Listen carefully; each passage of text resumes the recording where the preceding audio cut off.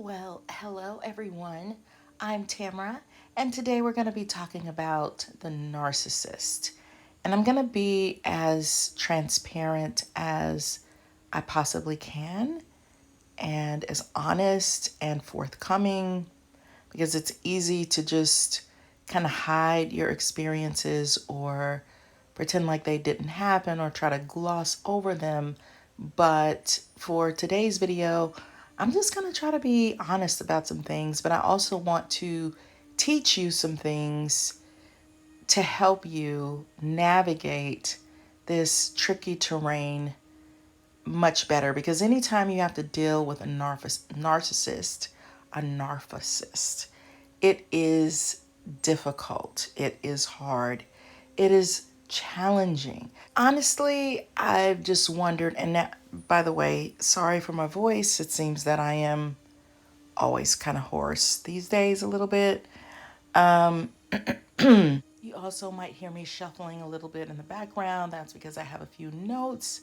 So you might hear a little crinkling of paper, that kind of stuff.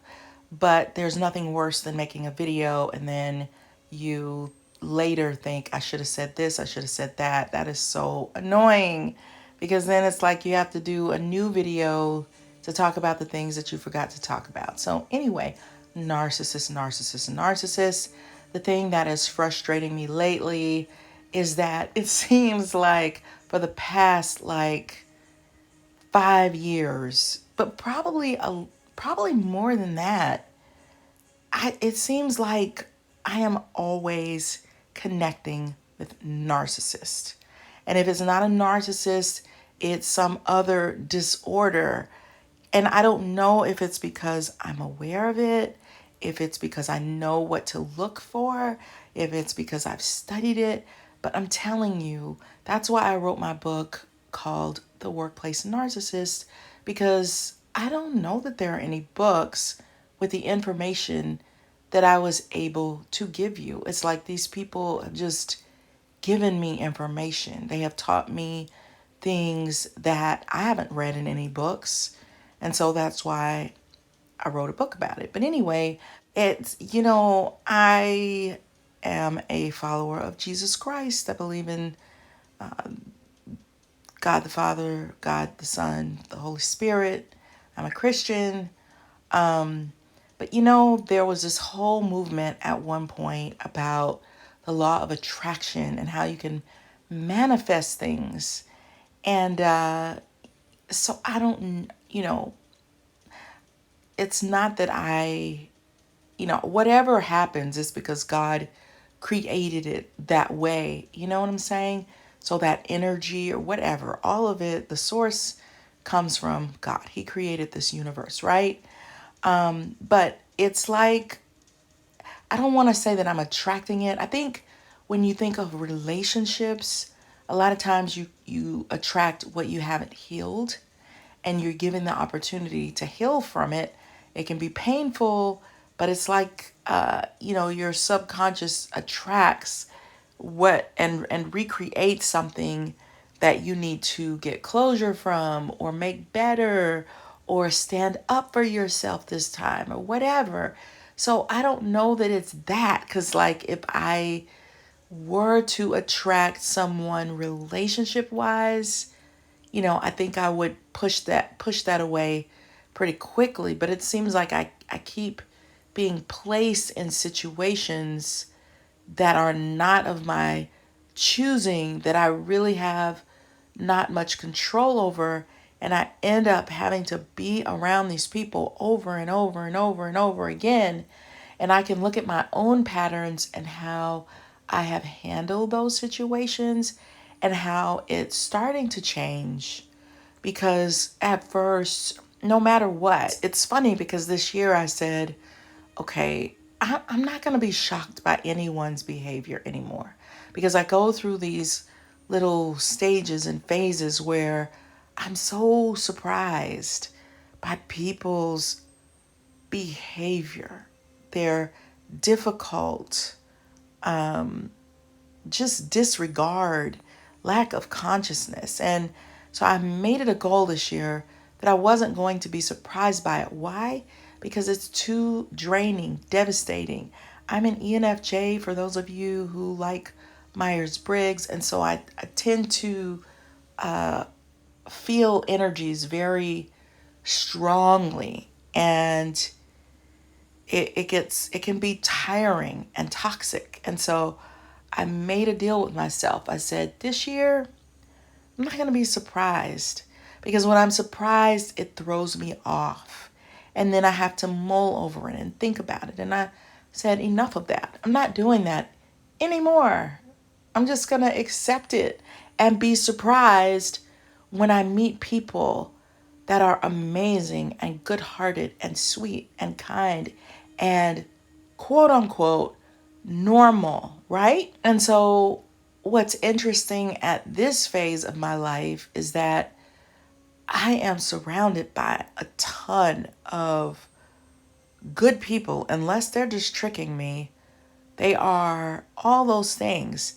And it's so wonderful. And I just tap into that energy, and I hang on to it, and I use it to kind of, get me through and to start to recreate, change the trajectory of my brain cells that have formed around all of these negative experiences with crazy people. I probably shouldn't call them crazy, but man, it's just amazing how toxic people can be. So right now, I have met a lot of people who are thankfully just, it's so refreshing to just be around normalcy. Like, you can talk to them, and they're caring. They are, you're waiting for the zing and it never comes. They just, it's just great. But still, in the midst of being surrounded by really normal people, there are still a couple of narcissists. And this trend has followed me for years. And like I said, maybe you can explain to me, what is that? What is that? Is it, did it follow me so that I could write a book to help people through my experiences? Also, I've had friends that have attracted narcissists in their romantic relationships, in their marriages, that just turn into an absolute nightmare. So I've learned a lot. So I don't know if there's been a bigger purpose. I just know that if you don't have Jesus in your life, that might be, oh, that is your answer right there. Because when you have to deal with a narcissist, you're going to need Jesus. You're going to need to pray to him every day to get you through it. These last 6 weeks have been so difficult. And, at one point I had to tell myself, you know what? Narcissists love you. And I don't know if it's that I think I'm an empath, that I'm very empathic.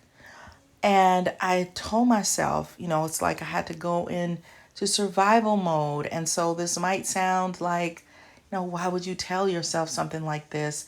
But when you are having to survive toxic energy on a daily basis, you do go into survival mode. And I had to tell myself, narcissists love you. You know how to handle narcissist. So tap into that energy to make it through. Otherwise, it's going to be a fight every day. So, maybe you can learn from some of my experiences. If anybody could avoid some of the things that I've had to go through from being around these people. And in fact, like one that I'm around right now, I feel like a creep factor. Like there's a creepiness to it. I don't know how else to explain it. It's like I look up and there the person is, and it's jarring because I want to be away from those people as much as possible, but I can't, I'm not in the position right now I'm definitely thinking through some steps like, you know, what do I need to do? What can I do? Because it's definitely, that's the best way I can say it, is the creep factor. Like, get away from me, but you don't want to get away from me. And so you're manipulating to figure out ways to be around me, to control me. But anyway, let me not get too much into that. But, some of these people can be comorbid, which means that they actually have two or more disorders. And so that just complicates everything again. I do feel like I'm more aware. And so I think what happens a lot of times, this is what I see.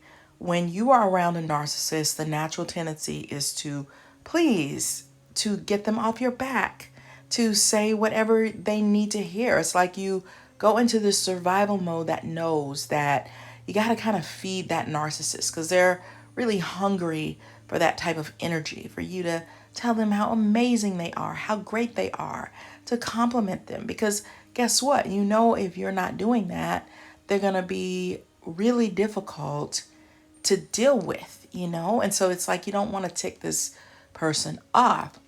And so I think when I look at some of my first really difficult experiences with narcissists and having to be around them, I felt nervous, I felt shaky, I felt upset, I felt sad, I felt like I was on edge all the time. Like, they're giving me 100 things to do. Okay, I'll do them. I'm just trying to please them. I think if I were to go back to some of those situations, I think I would have been more confrontational.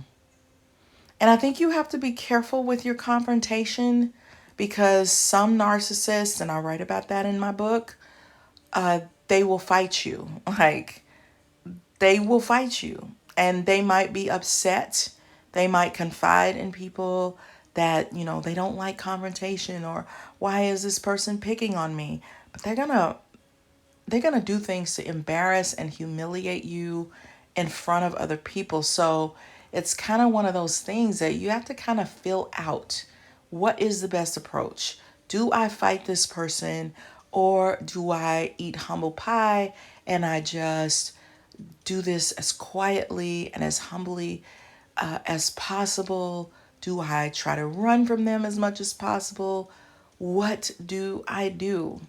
So I think from beginning to end, there were some situations where I think even in the beginning though, there were definitely some narcissists that I had to tell, I'm not doing this with you. So I'm not interested in your friendship. I'm not. Get away from me. Like, I'm not playing this game. Go find somebody else. So it just depends. If you're in a situation where the person has power over you, where it's a workplace situation where they can destroy your reputation. It's just a lot. I'm kind of at the point now where I'm like, I'm not going to be tricked. I'm not going to be fooled. I'm not going to go into disillusionment. I'm going to try to function in a way where I am aware and that I take opportunities to deal with the situation in not just a I'm going to lay down and let you walk all over me type of situation to survive, but I'm going to also be teaching you that you are not going to be able to just totally disrespect me like you are everyone else. The problem with that approach is narcissists are a lot of work. So it doesn't matter what approach you take, they are a lot of work. And so you look up and you find yourself drained, tired, exhausted. No matter what, they work you in a way that You just feel like, okay, I've just been through a storm, an adrenaline rush. It's a lot of extra work. And right now, none of us have the energy for that. We don't want to play those games. We don't want to have to deal with that kind of junk. So it's probably the only solution you have really is to figure a way out. This is something that I taught myself years ago, and it might seem inhumane, but like I said, when you're in survival mode, you come up with things to help you through it. And so I taught myself years ago, just because it looks like a duck doesn't mean that it's a duck. So it might quack like a duck, walk like a duck, be shaped like a duck, have the coloring of a duck, and yet there's some faulty wiring there. And so we look at these people who are narcissistic and they look like regular human beings. They can talk, they can walk, they can dress, they can have conversations, but there's a faulty wiring in there. They are mentally disturbed. They have a mental illness. There is something wrong. They are not normal. Now, the problem with leadership, no matter how high up you get, the higher up you get, you're going to have a higher likely of dealing with a narcissist. Leadership positions, there are plenty of people who are normal, who would be well suited for a leadership position, but they know what that encompasses. And that encompasses dealing with a lot of different people, a lot of personalities, solving a lot of problems. There are some people who are phenomenal at that, but they're also smart enough to know, I don't want to take that on. Well, a narcissist who's hungry for power and has an ego, they're going to do that. So now you have some dysfunctional person, super dysfunctional person that is leading an organization, and they're leading it with a lot of toxicity. Why? Because they're also trying to get their needs met. And I don't know about you, but unless you are my child or, my spouse or a friend even, or somebody that I care about, there are certain needs that I'm willing to meet, just by nature. A baby can't take care of themselves. So you got to meet that baby's needs, right? But a narcissist still has baby needs. They're acting out. They're toxic. They're zinging people. They're hurting people because there's faulty wiring there. And so you get stuck with these people that should not be in these positions. We should really fight to have some type of mental checks for these people because they really do a lot of damage. And it's the same thing with marriages and relationships. A lot of times these people can be very alluring and they can be very charming and seductive, and they may even have a lot of things, and you think, oh my goodness, this person has worked so hard, they have all of this beautiful stuff, and they may charm you with it, like, I've got this yacht and I've got whatever it is, but then before you know it, they're doing all kinds of weird things. And here's the thing that you need to keep in. Let me say a couple of things before I forget. One thing, it doesn't matter how low, medium, or high you are. It doesn't matter if you're poor, middle class, wealthy. You're going to get narcissists at all levels. And, I'm trying to be politically correct in how I say it. But let's say you don't finish high school or you get your GED. There are certain positions in some organizations or companies or even fast food places, which I should probably just not say that, but where you're going to have different levels of positions, right? So a narcissist may be in a position where they're making barely above minimum wage, but they have sort of, those are the people that get a specific type of position even in those circles. So you can have a narcissist on all different levels who are at the highest level that are just, oh my goodness, so difficult. The other problem with dealing with a narcissist, whether it's in your marriage, it's in your neighborhood organization, where you're working, your church, wherever it is, they're gonna wreak havoc. They are not normal. There is something severely wrong, and those people are getting their needs met. Okay, and an example, a more obvious example of a disorder that most people are sort of familiar with. I've done some videos on it.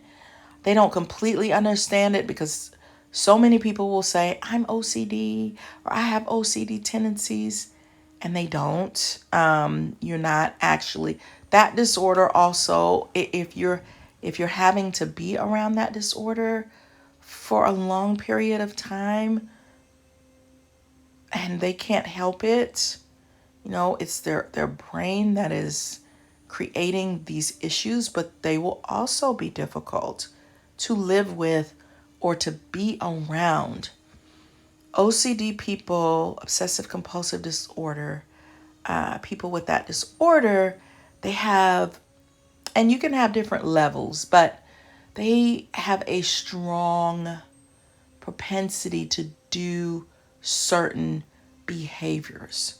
They can have thought patterns that are so powerful and so strong that are saying bad things to them in their heads. And in order to get that to stop, they will do certain rituals, whether it's a cleaning pattern, whatever it is, to get those thoughts to stop, or to so-called keep something from happening. And so they have to perform some of those rituals because it is overpowering. Think about it when you are craving a sweet, or there's something that you are just craving so strongly and you just have to have it. That's kind of how it feels to these people who have disorders, including narcissists. So they have created faulty, this faulty pattern narcissists have. It's so strong, and they may not even realize that they're doing it. They just have to do it. They have to behave in a certain way to get their needs met. These are very dysfunctional, chaotic. It can be life altering for the people who have to be subjected to these patterns every day, all day. They have created a system of oppression, and those systems reinforce each other. And before you know it, you have been sucked into their grand tutelage of behaving. When you know logically what normal is, by the time you get done being part of their entanglement, you can be utterly and completely confused, and you can find yourself going along with the way that they want to do things because they are so convicted in their thought patterns that this is normal and that everyone else is abnormal, stupid, dumb, crazy, weird, when it's them that has this faulty way of thinking. And so they suck you into this oppressive system that is toxic and that's not good for you at all. And you can start believing that some of the weird and odd and destructive ways that they're doing things make sense, you can start, depending on what type of narcissist you're around, you can start hearing yourself calling people stupid or judging people or look at what they have on. Oh, they're ugly. You have to, it's just a really bad energy to be around. But if you're not careful, you can find yourself going along with their thought process and convincing your logical, normal way of thinking that maybe you're wrong, maybe you're incorrect, maybe they're belittling you because there are things that you need to work on and get better at. Maybe you do dress ugly every day. Maybe your dress style is strange. So you have to be careful. You have to be careful. They can also have you in a marriage relationship where everything is dysfunctional. The way that you're raising your kids doesn't make sense. I remember seeing this guy with a special needs kid, and the poor kid, my heart went out to him, but he would, you know, that's a whole nother topic. But I think, he would belittle his wife. So he would make his wife, you carry his backpack. Even though the little boy was capable of carrying his backpack, I think you have to see what are they capable of and help them to reach what they're capable of. So he could carry his own backpack. He could learn some routines and some structures, and this is how you do things. But no, he made his wife carry the backpack. He made his wife sit in the back seat. My son gets to sit in the front seat. You sit in the back seat. Just a lot of belittling going on.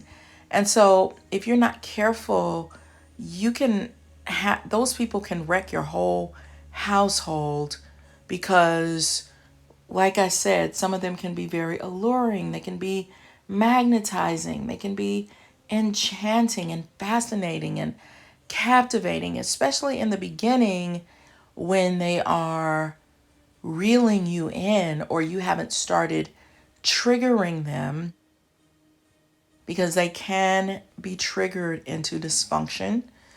And then before you know it, you're attached, you're falling in love with this person, and they've got your household in all types of disarray, strange thinking, strange patterns, weird ways of doing things that don't make sense, that are damaging to your children, to your household, and you don't know what's normal, what's not normal. You know what I'm saying? So you have to understand, what's healthy, what's balanced, what's okay, what's not okay. If you're in that situation, you may have to retrain yourself to what is normal. Let me talk to some people who are, you shouldn't be, anytime you're feeling crazy all the time, confused, exhausted, it's easy to give in to their toxic patterns. So even if you stand up to them or you say, hey, I'm not doing it this way anymore, remember, this person is full of defense mechanisms. It is difficult to cure a narcissist. They would need decades of therapy. You can help them. I'm not saying that you can't, but there has to be a reason why they put themselves into therapy. Most of the times they're not, probably because they can be so, people tend to go along with them because they're going to be insistent on their toxic patterns because they're trying to survive. And when you knock them out of that pattern, now you're going to have another problem because they're going to be acting out and they're going to be difficult. So really the best situation is to try to find a way out. And if you are in a marriage or relationship, you have to be so careful.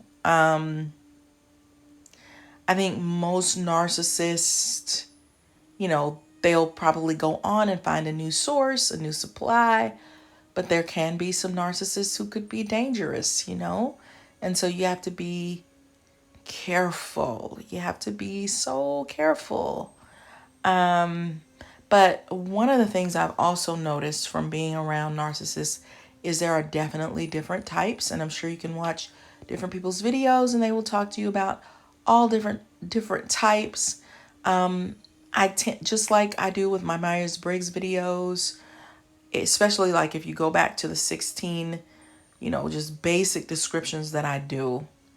I don't spend a lot of my time with cognitive functions. I could, but for me it's more of an intuition, a gut feeling that I have developed. And so I can kind of talk about narcissists in the same way. There are ones that will put you down. Like they spend they will spend their days trying to figure out, how can I put you down? Let me find something wrong with you.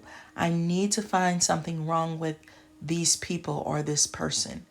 And so they start picking on you about things that don't matter. Your clothes, how you dress. Why do you move like that? Why do you do your hair like that? Why are you wearing those kind of shoes? Why are or we're in front of a group, and so let me figure out a way to make them look stupid or embarrass them, because their own ego needs to be boosted. They can't let you feel better than they feel about themselves. Or really, it's their deep seated unconscious that doesn't feel good about who they are at all. And you can look at some of my videos that explain more in depth why.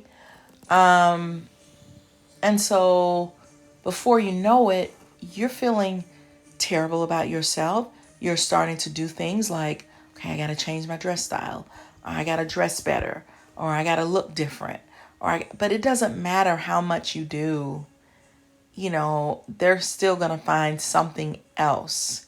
And so being around that energy, they break, break, break, break, break. It's just like tapping on something all day long. That's what some of them do.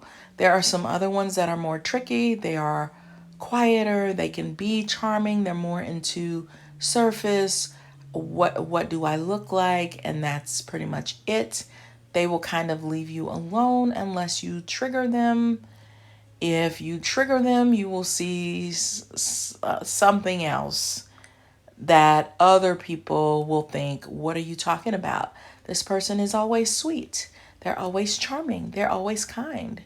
But they haven't triggered that person, or they're not having to be around them all the time. So it can leave you feeling very, very isolated. The workplace narcissist, I wrote that about a person. Those people are probably the most alluring to marry, the workplace narcissist type, which is just my term for the workaholic narcissist. They're workaholics, but they tend to be more power driven, but they also tend to not be able to deal with their thoughts. And so they have to fill those with thousands of things to do. And so they can overwork the people who are around them. And that can even occur in your household where you don't have time to think, because you got to do thousands of things in order to keep them satiated, to keep them happy, to keep them off your back. So you can kind of think of a narcissist as, you could start to think of them as, this person is my enemy. But I don't really think that they're your enemy. And the reason why I say that, because they're going to do some stuff to really infuriate you, really upset you, they could really dip you into a deep depression and chaos and not being able to just relax and be yourself. They can fight you and make your life miserable. But I don't, because I thought, you know what, they're kind of an enemy. Like, like let's say Let's say you are working with a workplace narcissist and you get a promotion, and they've been trying to make you feel like you are less than, that you are worthless. Let's say you get a promotion and you're like, huh, there you go. Like, I'm showing you. I've seen narcissists, I've seen people try to impress narcissists and they're not impressed at all. They don't care. They're not interested in you. They're thinking, will you get out of my office? I don't really want to talk to you. You're just not important enough. So I've seen people try to impress them. They're not, it's not that they can't be impressed, because they can take somebody who they are impressed with and then they want to be your friend, and then they want, so like I said, you really can't win with them because you're going to be dealing with that disorder all the time. But to call them an enemy, to say, aha, I showed you,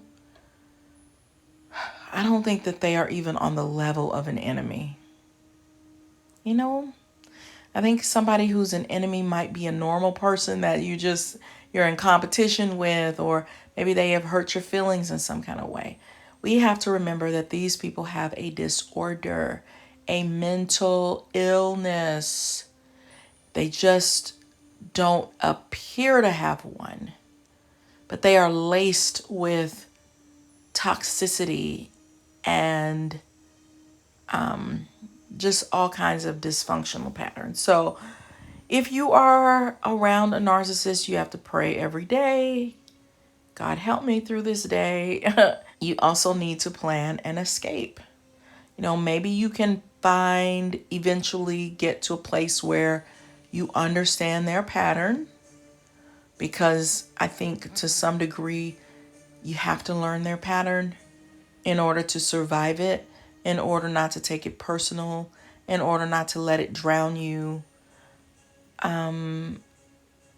But ultimately, you probably need to figure out a way out. That's the most peaceful solution. But at the same time, the more dysfunctional our society gets, the more narcissists that we're going to see. And that's the unfortunate part. So, how do you deal with narcissists? Let me know in the comment section. Like, have you had some experiences with narcissists, and in what capacity? I did, what do you call it? I did a poll on YouTube, and the poll showed that the majority of people have dealt with a narcissist in more than one area of life: friendships, relationships, workplace, relatives. The majority of people have had more than one experience with a narcissist, and that's sad and frustrating and shocking. So, if you're dealing with a narcissist right now, I'm sending you lots of hugs. I'm sending you lots of love, and I'm telling you, hold on to what you know. Hold on to what's normal for you. Be you. Enjoy you. Remember that, there are ways, whether you go to work to get away, you need some type of outlet to get away from them at some point. Before I end, I want to leave someone with some encouragement in case you have been through a situation where you have felt really hurt by someone, or you've dealt with a narcissist, but it's not always a narcissist that hurts us. It could be a family member, a friend. Work on forgiveness. That's something that I'm working on right now, and it's very, very difficult to do. Forgiveness doesn't mean to be a doormat or to let people walk all over you or accept mistreatment. It doesn't mean that, but it means that we are called to forgive things that we don't always understand. It's freeing, and we've heard that a million times, but it's really true, and it does take work. But do not allow anyone to make you doubt yourself.